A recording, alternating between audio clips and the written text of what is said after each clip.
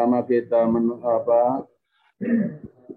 di situ tadi sudah saya utarakan, jadi yang ditanya Allah itu cerita hidup kita, bukan ilmu kita, bukan kepandaian kita, bukan harta kita, bukan kebaikan kita, tapi cerita hidupmu di saat kita baik itu karena manusia apa karena Allah. Di saat kita melakukan aktivitas apapun, misalnya adzan, tadarusan, tanya hatimu, itu untuk dekat dengan manusia atau ke Allah. Liyabluwakum, itu nanti ditanyakan. Ikhlasmu ke Allah itu loh yang ditanyakan. Jadi aktivitas untuk menuju ke Allah selama ini cerita itu tanyakan pada diri kita masing-masing, ceritanya itu untuk menghadap manusia atau dekat dengan Allah. Itu nanti yang ditanyakan Allah dikala kita mati. Kalau memang Allah kasih nggak bisa baca Quran, goblok. Jadi kembali kan memang Allah nggak kasih saya bisa baca. Itu yang dimaksud gobloknya untuk dekat dengan Allah. Bisa bingung gimana ya, gimana.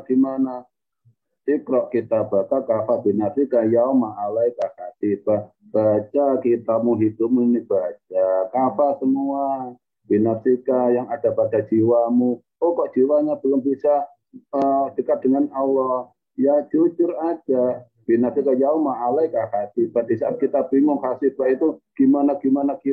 Allah nggak penting saya pandai, saya nggak butuh paham. Yang penting saya dekat dengan Allah. Itu yang ditanyakan, yang menyelamatkan itu dekat kita dengan Allah, bukan bingung kita. Kalau bingung kita bawa ke otak, nggak ketemu, malah jauh. Ya bingungmu goblok, nggak ngerti, nggak paham, nggak bisa. Itu bahwa memang Allah belum kasih bisa. Itu namanya cerita hidup untuk dekat dengan Allah. Allah aja nggak pernah membebani hambanya, la yukallifullahu nafsan illa wus'aha. Allah tuh nggak pernah membebani hambanya. Kalau kita merasa terbebani, yuridullahu bikumul usra. Allah itu sangat mempermudah hambanya. Allah nggak pernah mempersulit hambanya. Ada suara tulisan wifi or mengapa kita harus mempersulit diri untuk menuju Allah dengan menyiksa jasad? Mana sih Al-Quran menuju Allah harus menyiksa jasad? Nggak ada. Jadi menuju ke ketuhanan, kemahaan, menuju Allah itu nggak harus fanatik.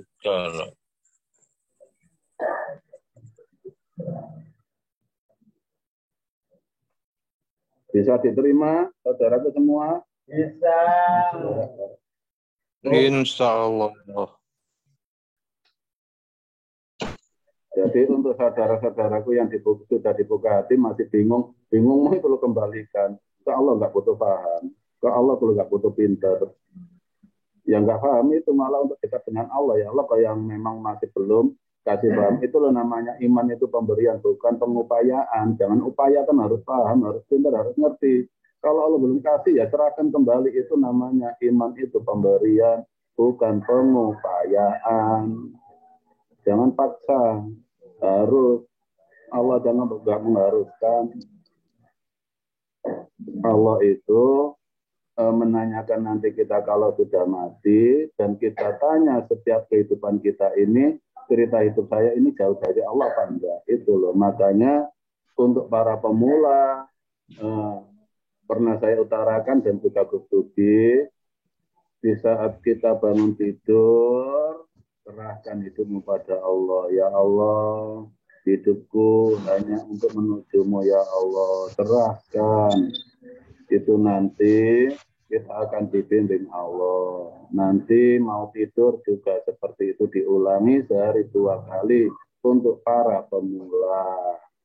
biar Allah yang membimbing, biar dikasih iman oleh Allah. Iman itu pemberian. Jadi kepala kita nggak usah pusing-pusing. Kalau memang punya Allah ya ngapain pusing. Memang Allah kasih kita masih bingung. Allah masih kita nggak ngerti. Mana sih targetnya ke Allah harus mengerti bahasa Arab itu nggak ada. Apa orang yang mengerti bahasa Arab, bahkan orang Arab dekat dengan Allah semua, yang enggak. Masa bahasa sebagai ukuran jauh, sangat enggak logis.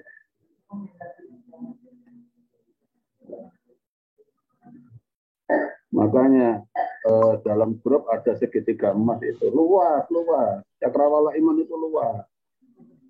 Semua tertuju pada kemahaan, bukan pada nama, bukan pada agama.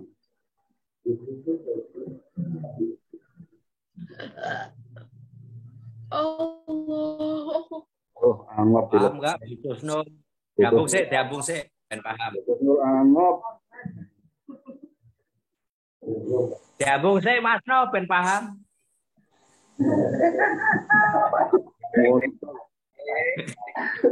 Siluman Zoom muncul. Lambene anggap ini. Lambene. Jadi intinya rasa dekat dengan Allah ini kebingungan kita dengan sifat tidak paham, tidak ngerti, tidak pandai. Kalau kita bawa ke atas, otomatis kita jadi siluman. Kalau kita ke bawah, otomatis jadi orang yang beriman. Tinggal pilih. Allah dicari di otak, ya siluman.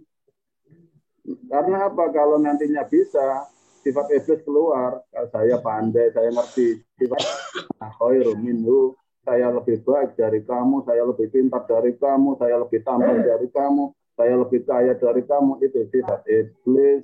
Ana khairu minhu. Jadi kebingungan itu jangan bawa ke atas, nanti jadi siluman. Mati pun jadi siluman, karena nggak bisa kembali ke Allah. Hidupnya aja nggak pernah kembali, mau kembali gimana? Jadi dibawa ke kerelaan, rela ya Allah, kau berikan saya goblok. Itu baru jadi orang iman, tidak jadi siluman, tinggal pilih. Iman itu pilihan. Milih jadi siluman, apa milih jadi orang yang beriman. Bisa dimengerti saudaraku semua?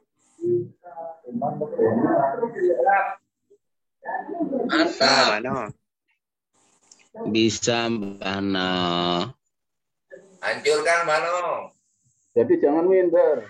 Saudaraku orang Indonesia semua, jangan minder hanya karena nggak bisa bahasa Arab. Menuju Allah. Mbak, jelaskan lagi, Pak. Iya, Bu Husnul. Beno. Iya, Bu Husnul. Beno, jelaskan lagi, Mbak. Dengan kata-kata seperti ini, Mbak. Allah itu memberi derajat kepada orang yang berilmu. Coba, Mbak. Diperjelas, Mbak. Ilmu yang dinamakan ilmu di situ, semua ayat ilmu ada dalam takrifnya, Bu.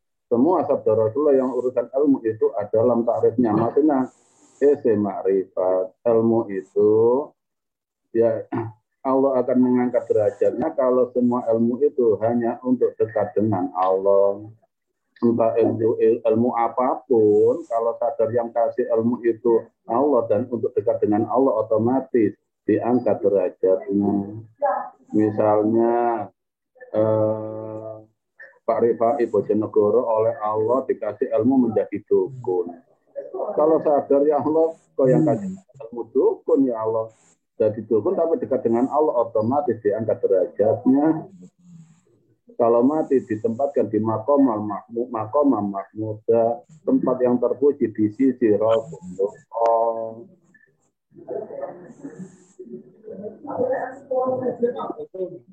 Dan ilmu kan sumbernya dari Allah semua. Manusia nggak ada yang berilmu.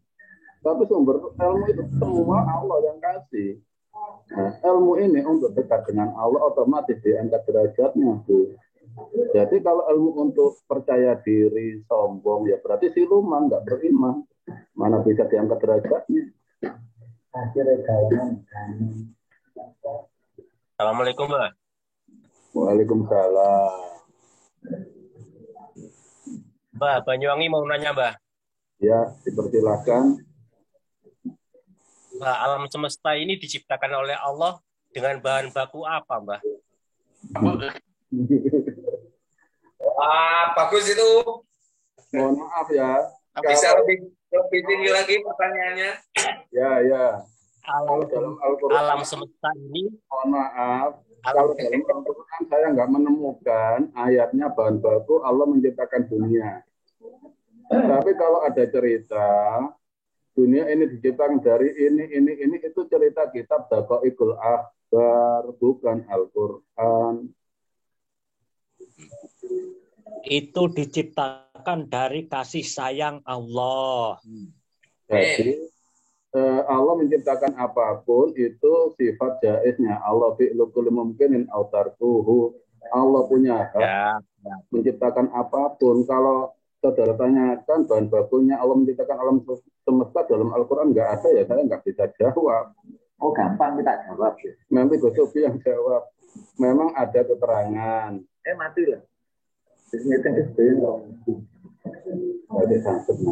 Memang ada keterangan-keterangan. Itu keterangan kitab, namanya kitab Daqaiqul Akhbar. Jadi dunia ini diciptakan dari Nur Muhammad, itu keterangan kitab, bukan Al-Quran. Memang ada keterangan, tapi kitab loh ya, bukan Al-Quran. Kalau kita mempercayai selain Al-Quran, siapa yang bertanggung jawab? Ini saatnya Gus Sofi mau tampil. Ya weh, mana? Ya. Mangan telo. Gawe kan jombe ketoke Bano. Mangan telo. Lanjutkan. Etane kau onde-onde. Ini al-ilmu Tak kira gak plek ibu malah. al-ilmu katoir dalam yuqayidu hawayatir. Jadi semua ilmu itu hanya untuk dekat dengan Allah. Percuma berilmu kalau jauh dari Allah.